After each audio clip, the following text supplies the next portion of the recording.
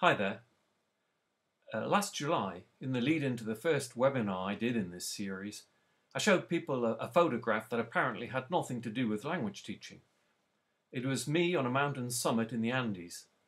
And in the video, I talked about plateaus and problems when climbing mountains.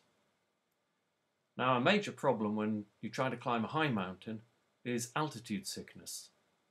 When you've got this, you feel really unwell. You've got headaches, you don't want to eat, you certainly don't want to go any higher. So what's this got to do with the intermediate plateau when learning English?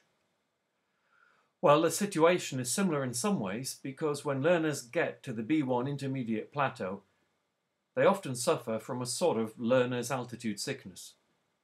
And then it's harder to go on than it is to give up. So how do mountaineers get used to being at altitude?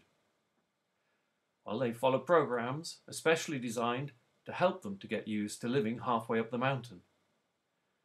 Most of these programs revolve around spending enough time at each altitude, at each level, in order to get used to being there. With weaker learners at the intermediate plateau, the worst thing that we can do is to rush them across too quickly and push them to go higher.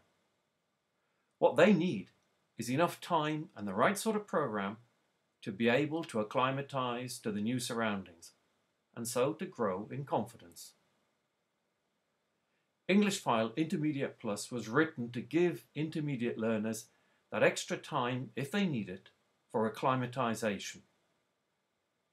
In my webinar, I'll be looking at just how Intermediate Plus does that job in the areas of grammar, vocabulary, listening and speaking. I hope you'll join me.